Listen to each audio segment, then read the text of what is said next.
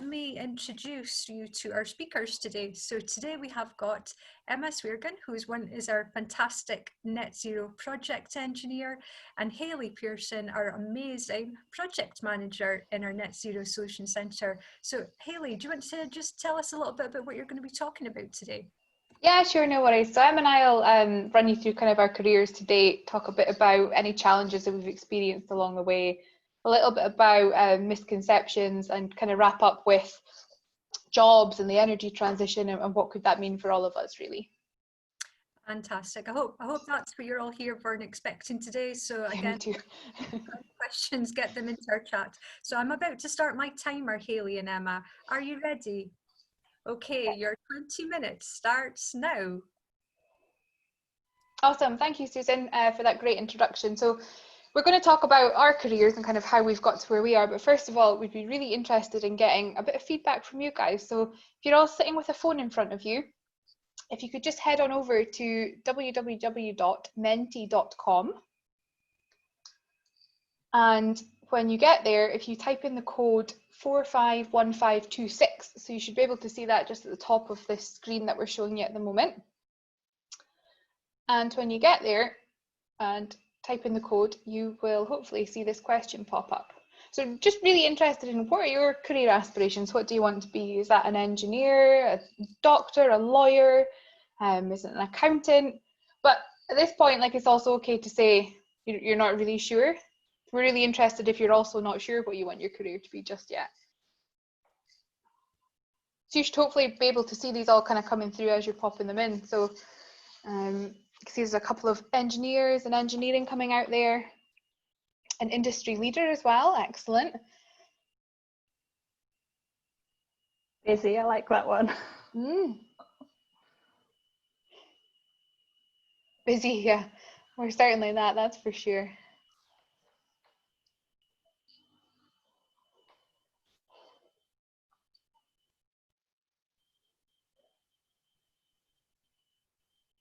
That's awesome. So we can see kind of 17 or 18 of you have responded now. So that's a good number. Interesting, the engineers popping, which means we're getting more and more people saying engineer. Fab. Well, if you're not quite there yet, we'll go on to the next slide, and it's another Mentee question. So that should have changed on your phones or your devices automatically. So you've told us a bit about where you want to go. Do you have a path in mind about how you're going to get there?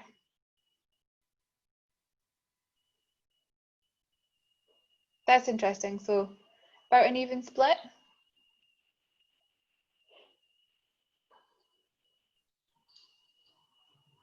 Maybe more on the no side? Awesome, thank you. Emma, maybe we can head back over to the normal slides. We'll end it on that 50-50. So when I started out and kind of when I wanted to be at school, I didn't really know what I wanted to be or how I was going to get there, really. I think the first time I was aware of my career choices and what I might want to do was when I did a computer program at school, and I think it asked me like 60 questions. And I had to rate them on a scale of 1 to 5. And then at the end of that, it popped out 2 different career choices. And one was chemical engineering, and the other one was a clinical psychologist. And I was kind of looking at these two thinking, what on earth, like, they're so different. Chemical engineering is very technical focused and problem solving, and the clinical psychologist is very, I guess, people orientated. And the more I thought about it, and actually the more I've gone through my career, the more I think actually that kind of talks to my 2 different parts of my personality. So I really love to solve problems and be innovative and creative, but at the same time, like, I really love to be around people. And so I settled on chemical engineering, and I headed off to university to study that. So as we go through the talk today, you'll kind of see my career path and how I got to where I am now, but it all started with a computer program telling me that I should be a chemical engineer. So Emma, do you want to tell us about that that chat with a map behind him? Yep, of course. So when I was at school, I flip-flopped quite a bit between what I thought I wanted to do. So I started off thinking, oh, I want to be a weatherman and I want to be a meteorologist. I think this was mainly after watching the news and then carrying on to watch the weather, and I was like, oh, that looks like quite a cool job. I then quickly grew out of this one and decided, actually, no, I want to be a microbiologist. I can't dive though, and I'm not that great at biology. And then through uni, I set in my mind that I wanted to be a cartographer or a map maker.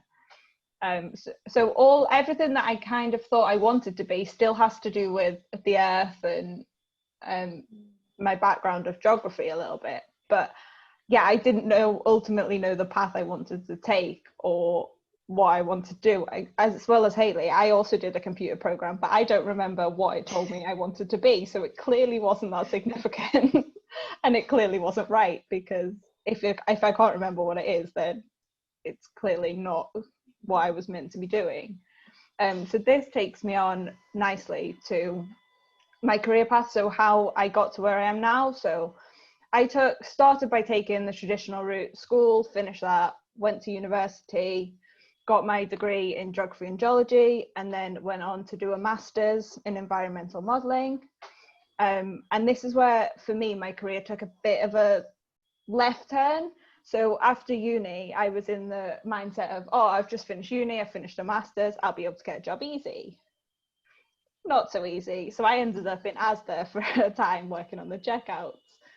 Oh, great, it's fine. But then one day I was like, this is not what I want to be doing. So I set myself, right, let's start applying for jobs. And luckily I managed to get an internship with ERM, so environmental company, which then turned into a full-time job that I stayed at for 6.5 years in oil and gas as a consultant, and absolutely loved that job. And then the back end of last year, I started to think to myself, I've got more into energy transition, I was doing more projects in that, and starting to think I want to get back to my roots, because when I was at uni, I really enjoyed the climate change side of things and those modules that I was doing. So I'd been to the OGTC for an event they were holding, and I just really liked what they were doing and what they were about. And I saw a job post come up and I thought, I'm going to go for that. And luckily, the OGTC saw something in me and hired me. But so that's how I got to where I am now.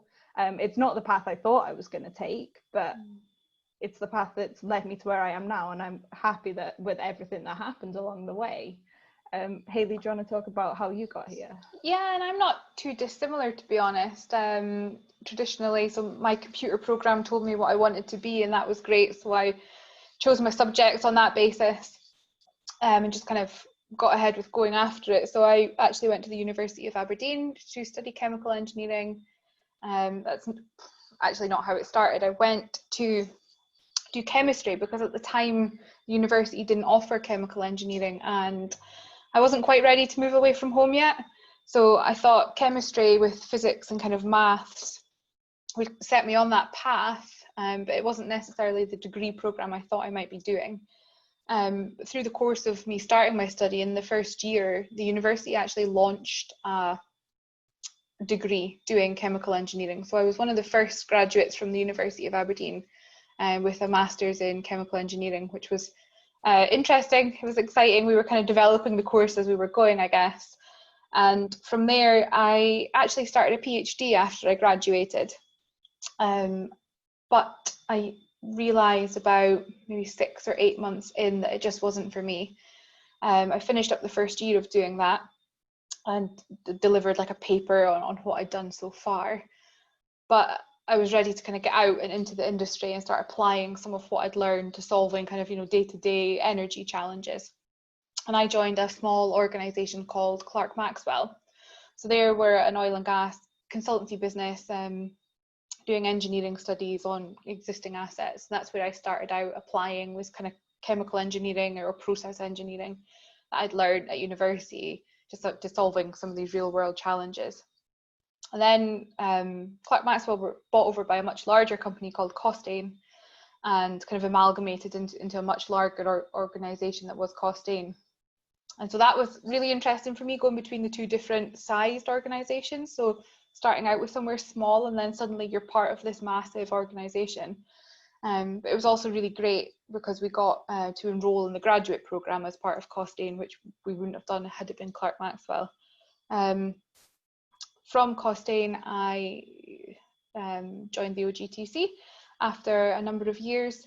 I came on board as part of the marginal developments team in the first instance, and then more recently joined the net zero team when I started getting involved in a lot more of the energy transition projects and delivering some of the hydrogen programs that we had ongoing as an organisation.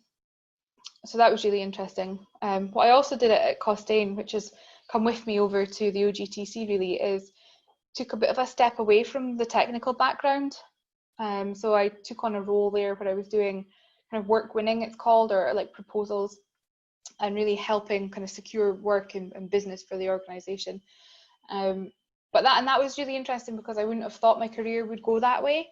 But I really enjoyed it, being able to apply my technical knowledge in a different way and being able to address the questions and the challenges up front and kind of really outlining how we would solve this problem as an organisation before we went to kind of delivering the work. But yeah, you know, it wasn't always easy. There were some challenges along the way, and for sure I think the biggest one was that first step. So going between deciding that a PhD was no longer for me and getting my first job role with that small company called Clerk Maxwell. So I don't have any family in the industry. I didn't really have any contacts or know anybody within oil and gas or the energy industry. So it was really a whole bunch of cold calling, I guess, and just being really resilient and keeping on knocking on doors. And I'm sure a lot of you will probably recognise that you need experience to get a job, but you need a job to get experience, and you know, how do you overcome that? And I think for me it was applying just different parts of your life and different behaviours and the way that you approach any challenge to a work environment. So I worked at Debenhams while I was studying at university, and there was a lot I learned there in terms of people management and working as part of a team that I was then able to apply to my CV or give examples when I was then going for jobs and kind of job roles. I know, Emma, you had something similar at the start, didn't you? How did you join ERM?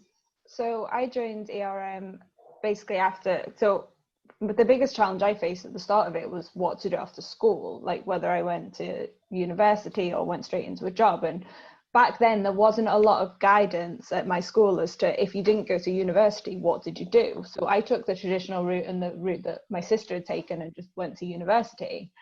And then out of that I thought, oh, this is fine, I should be able to fall into a job. And then when I got there I was like, okay, this isn't as easy as I thought it would be. And I came across the same problem. I was like, everyone kept saying you need experience to get a job. And I was like, but I can't get that experience. But it's just I just found that after going for interviews, and you can apply things in everyday life. So in your social life, or because I was a leader at a guide unit, and you can apply a lot of that into job applications. And it doesn't have to be, the experience doesn't have to be from a direct job. It's just life experience and experience you've got from situations you've been in. It's knowing how to apply that and just thinking, actually, I do have this experience and I do have a certain set of skills. And I think it's just being able to link the two together is one of the challenges, and knowing how to do that. And sometimes that's what can differentiate you between other candidates, you know, being able to apply those life skills to that environment as well as your kind of degree or what you've trained in. Yeah, definitely. Yeah. So we'll move on, and this is one that I think on a lot, like if I could give myself some advice from when I was younger, what would it be? And I think for me, I tell myself, don't give up, and it's okay to say no sometimes. So you don't have to always say yes to things if it's not the right direction for you, or you've got a certain path in mind, or you've got an ultimate goal but you don't know how to get there. You can say no, but also it's okay to sometimes take yourself out of your comfort zone, and you might find you like something that you didn't think you were going to, and just basically be brave. And if you've got a goal, you can work towards it and get there, and you don't have to know exactly what you want to do from the get-go. Enjoying the cheesiness of this slide for sure. For me, it's all about the people you work with and just really understanding, or I would have liked to have been able to tell myself from a young age that it's all about the team that you become part of. And it's okay not to know everything, because you are surrounded by these other people who will be complementary to your skills and your knowledge. And also building that network quite early on can be really helpful to overcome some of the challenges we spoke about already in terms of making that first step. So when I was studying, there was the IChemE, and I had joined the IChemE, which is the Institute for Chemical Engineers, and they often put on events kind of locally, and I was always a bit too nervous and maybe a bit shy to go to them because I didn't really know anybody. But finally, when I got the courage to go along, I'd gone with a friend, actually, the two of us went. You start to build that network, and you really understand that these people are just people, and they're going to be happy to help you, you know, and you're afraid to ask, but you know, they're there and kind of willing to help. And the other thing for me is, don't be afraid to just try stuff out. You're probably not going to get it right first time, and that's okay. And it's genuinely, I kind of think that in the end we'd only regret the chances that we kind of didn't take. And I think for me, you know, starting out with that PhD, and then when it didn't quite work out, I felt so deflated, but I actually learned so much about myself and the type of career I wanted to get into by doing something that actually didn't fit with what I thought I might enjoy. Yeah, definitely. And this takes me on to, so career success as well, is when I started my career, I started worrying that people were like overtaking me or going at like a different pace to me, and was it okay that I was going a bit slower because I was still trying to find my feet. And I think as well, it's go at your own pace. You don't, as long as you've got, you know, a rough goal and you keep going for it, it doesn't matter if you get there in 2 years time or 5 years time. You'll get there if you've got the drive and the passion, and just keep going. And if you're unhappy in a job or a career, then you can change. Take that leap. I took the leap from ERM to OGTC, and it's, at the moment, it's one of the best things I've done, and I ultimately love my job at the moment. But it's just keep going, and things change all the time, and just roll with it. Yeah, and I think the same, like for me, what we're doing has become a passion, like the ability and the opportunity to change the world in terms of the energy we consume and the way we do it, is such an exciting challenge that we have ahead of us, and something that we're going to be able to be part of. And I think that's really awesome. But at the same time, you don't have to have it all figured out. And I think that leads into the misconceptions. Like, some people think if they don't know when they start out on their career exactly where they want to be in kind of 5 or 10 years, that's something that they should be concerned about. But I think as long as you kind of know what you're kind of interested in. So for me, it was energy, and how do we heat our homes, and interested to kind of try and solve those challenges. You don't need to know exactly how you're going to get there. I think one of the other misconceptions that I had, particularly joining this industry, was around it being like a male dominated industry, or, you know, we hear people say, oh yeah, that's really, you know, male heavy, or, you know, area to work in. Do you really want to go there? And for me, it was always a case of absolutely, like, if you don't do these things and experience them, then how will you ever learn? But I've also found that the really great organizations I've worked in have had that good balance between men and women. I think women really bring a lot to teams, in terms of our different approach, and just sometimes a different way that people think about things. So have you had that as well, Emma? Yeah, definitely. I think I was very intimidated at the start, walking into a room and it being full of men. And I was like, am I in the right place? But I think it's I think if you've got a point to be heard, it doesn't matter if you're a man or a woman. If it's a valid point, it'll be heard. And I think just sometimes need to get out of your own head a little bit about, oh, wait a minute, I'm a woman in an industry that's largely dominated by men. But I've seen over the past few years that's rapidly changing. Yeah, definitely.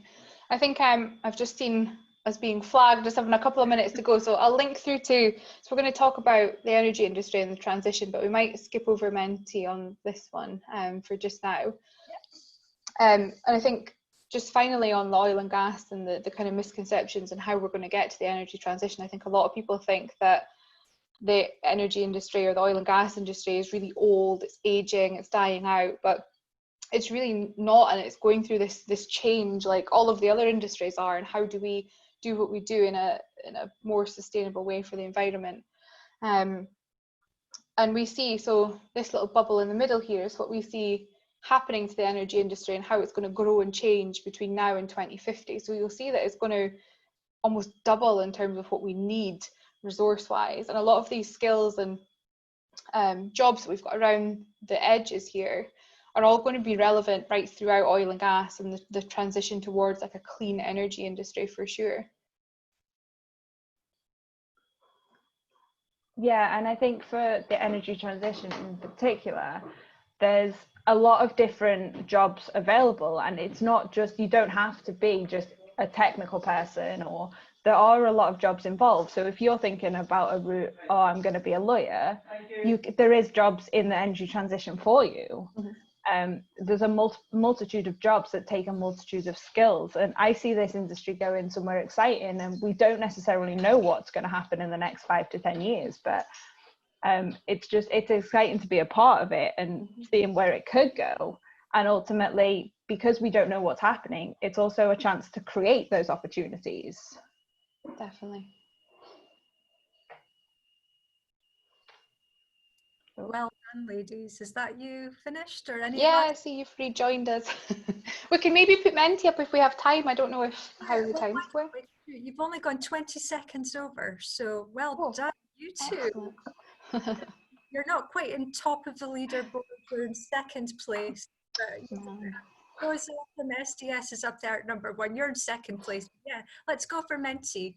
That'll give our people on, everybody, I hope you enjoyed that session. If you've got questions, fire them into the chat or put your hand up and we'll come to you at the end. But let's see your Mentee question.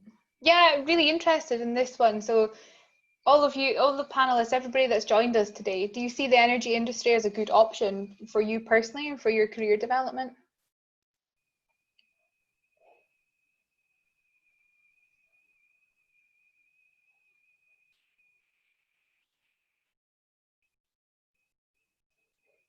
That's interesting. Most coming in yes, a few in not sure, and one in no. So hopefully, I don't know if the person in no maybe wants to ask us a question later. Maybe we can help steer them if they don't think it's for them at the moment. Well, it's interesting because I wonder if people's opinions would have been the same before you spoke. So great question to end on. Okay, and we've got a lot of questions here. So Emma and Hayley, are you sitting comfortably? I'll just make sure I am. Okay, we're going to start with John. John had a great question about, so John Owen, thank you for your question. So it was about oil and gas specific apprenticeships. So Emma and Hayley, you might not know the answer to this one. If you don't, I can easily pick up on this one if you're not sure. I think you probably have a much better feel for it at the moment than I certainly would, for sure. So John, where I would advise you to go is, and it's an Apito site. So if you haven't heard of Apito, I recommend you have a look at their website. And if you go there, they've got an area called, it used to be called myoilandgascareers.com, and I think it's been changed to myenergycareers.com. And you'll find out about, they run an oil and gas apprenticeship program on behalf of the operators.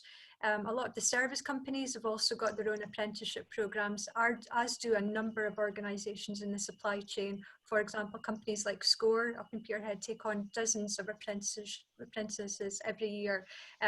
If it's okay with you, I'll maybe get your email address from Hannah, who's our events coordinator, and I can drop you an email with a lot of the links to that. The only thing I'd challenge on is you might want to look a little bit wider than just oil and gas, because the whole industries transitioning, so you might want to look a little bit wider and deeper than just oil and gas, although the oil and gas skills are essential to the future. So moving on, I think this is definitely a question for both of you, Emma and Hayley. A question from Neil. So his question is, are you seeing a lot more opportunities on the horizon for net zero focused roles? And do we need a net zero specific degree to move into net zero? So if it's okay, I'll take the first part. If you two can answer the second part about qualifications and skills to move into net zero.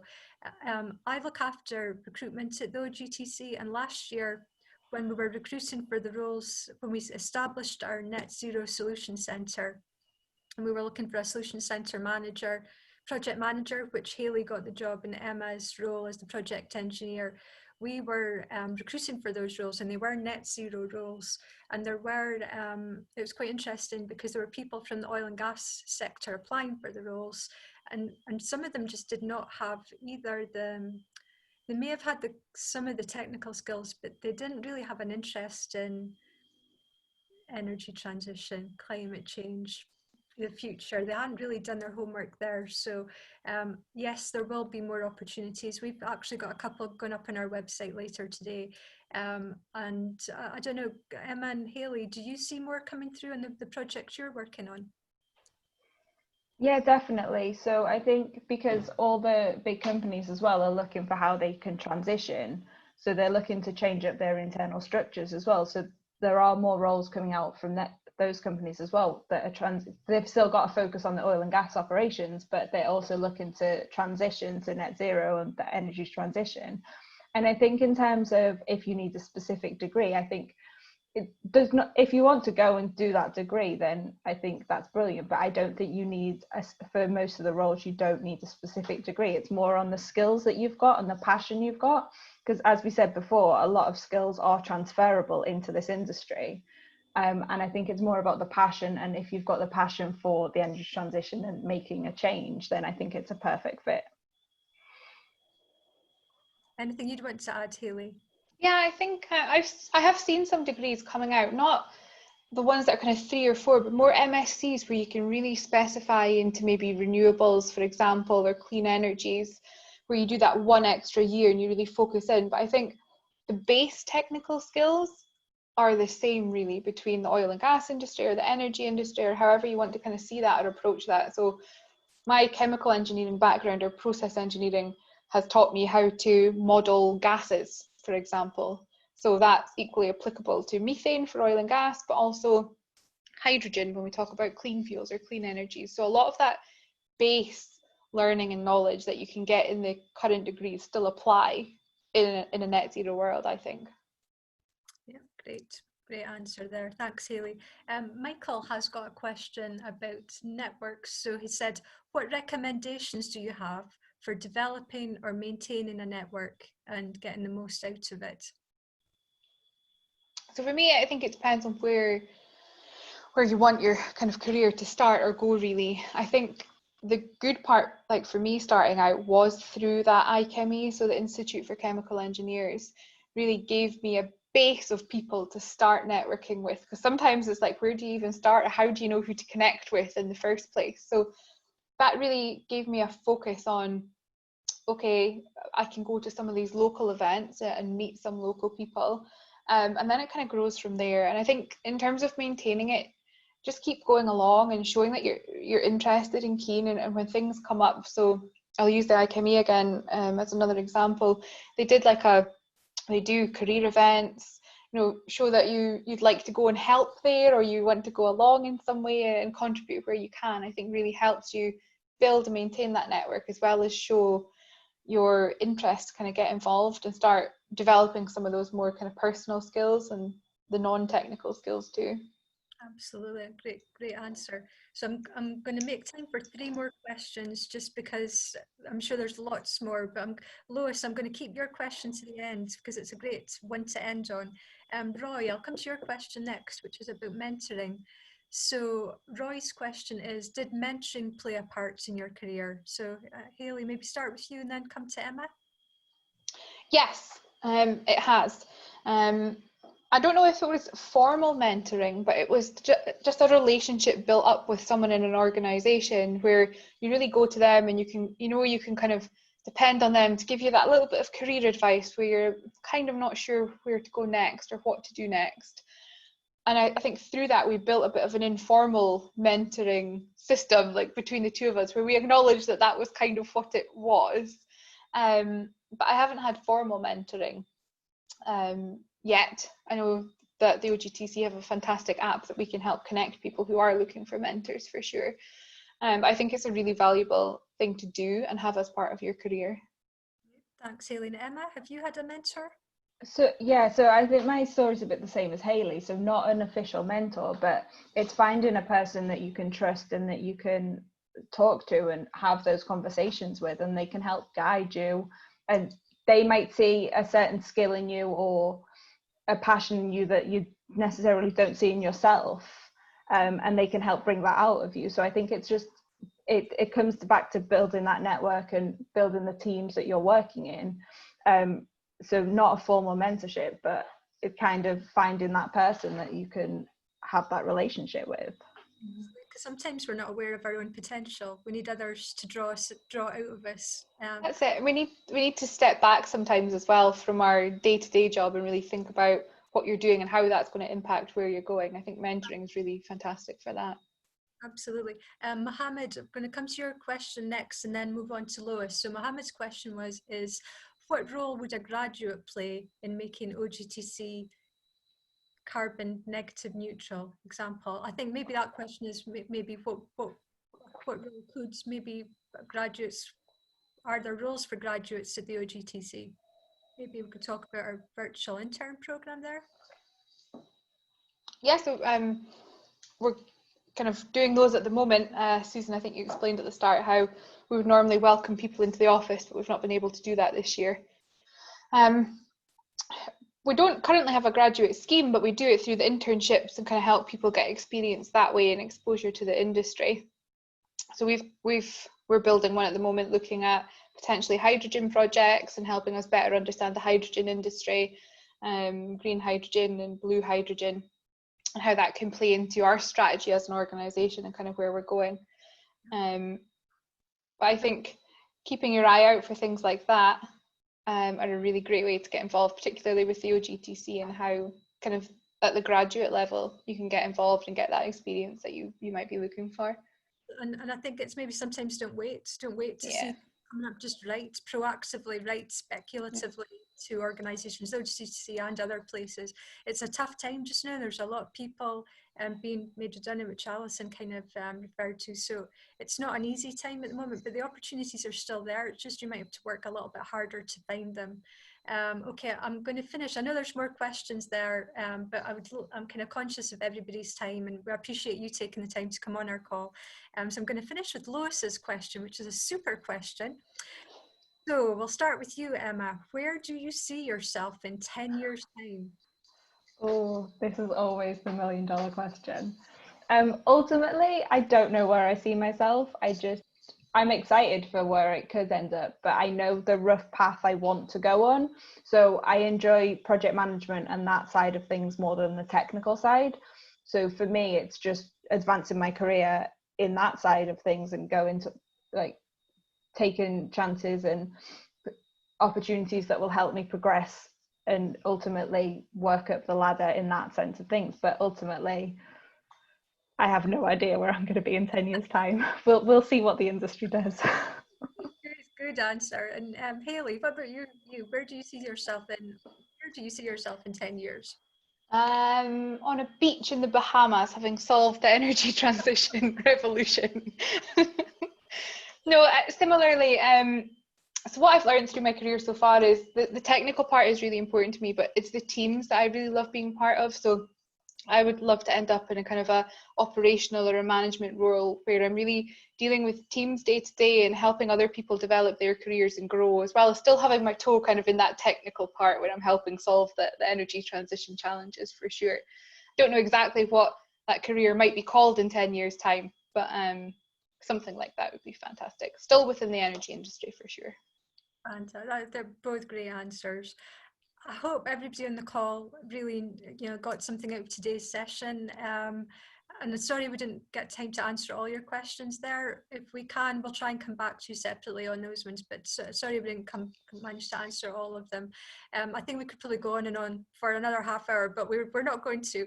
We're going to finish up now, and I'm going to ask Hayley and Emma, we do this with every one of our speakers, to describe themselves in 3 hashtags. So Emma and Hayley, how would you describe yourselves in 3 hashtags? Who wants to start? I forgot about this bit. Emma, do you want to go first? Okay, I'll go first. So for me, it's hashtag liveabird, hashtag advanced colouring in, and hashtag quiet not shy. I love that last one, quiet, not shy, because a lot of people don't realise that not everybody's shy. You don't all need to speak at the same time or be the loudest person in the room. Great hashtags, thank you. And Hayley? Mine's are hashtag still figuring it out, hashtag crazy dog lady, and hashtag a different kind of geek. Oh, I love that one too. A different kind of geek. Well, hopefully, thank you both very much, and thank you all to the speakers for coming along today. To everybody, all the participants, I should say, for coming along today. I hope it was a good use of your time, and I hope you feel inspired. And if you'd like to come join us again next week, we'll be having another session, another Inspire20 session. So if it's of interest, please come and join us next week. And this session will be recorded and online on the OGT website. And if we can help you, we are here to help. I think there's maybe one more slide, Emma. Yep. Hey, hooray, thank you. So we know that there's loads and loads of resources out there to help people with their careers. We've picked on 3 that we think are quite good. Life Skills Barclay's got an amazing website with lots of really cool information about interviewing, finance, loads of great stuff. John, you asked about apprenticeships. Here's the website that I mentioned, My Oil and Gas Careers, lots of good information on there. And the last one is Skills Development Scotland. They've got some really super resources. Again, go and have a look there. And we're starting to upload some more information to our STEM site on the OGTC website. So there's a really good guide there on hydrogen. So anybody that's not sure about hydrogen, have a little look there. It's a children's guide, but for somebody like me, it actually helped me understand hydrogen a little bit better. We're here for you. If we can help you, if you've got questions, if there's anything at all we can do to help you, anything you want to know more about, here's our email address, stem@theogtc.com, and that comes to me. So I will make sure that we respond. It doesn't go to a computer somewhere. It will come to me and I will answer your questions. So Emma, Hayley, thank you very much. Thank you for coming along, and we'll see you again soon, hopefully. Bye, everybody. Bye.